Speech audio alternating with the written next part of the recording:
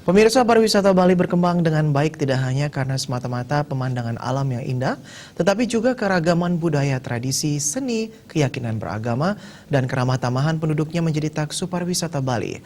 Namun pandemi COVID-19 telah memukul sektor pariwisata. Dalam rangka bangkit kembali, Indonesia termasuk Bali telah mengubah tatanan perilaku kehidupan manusia menuju normal baru yang mengacu pada 3 prinsip protokol kesehatan, yaitu kesehatan, kebersihan, dan keamanan.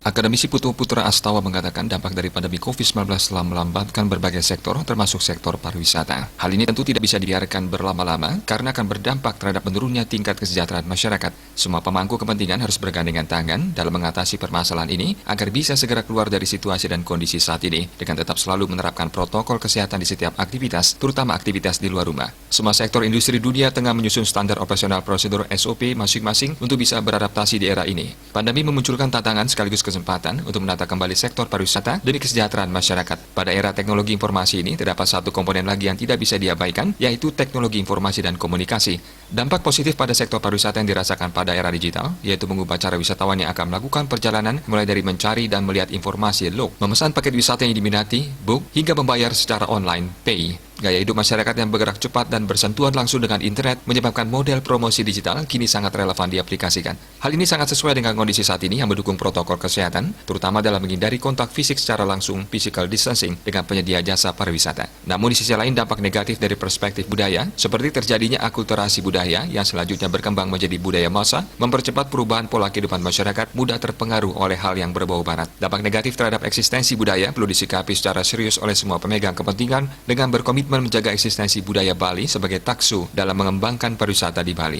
Upaya pelestarian itu akan bersinambungan apabila didukung oleh berbagai pihak, mulai dari pemerintah, masyarakat, dan akademisi. Diharapkan menjaga eksistensi budaya lokal akan mendukung program pariwisata berkelanjutan yang pada muaranya akan dapat menyejahterakan masyarakat. Bali Post melaporkan.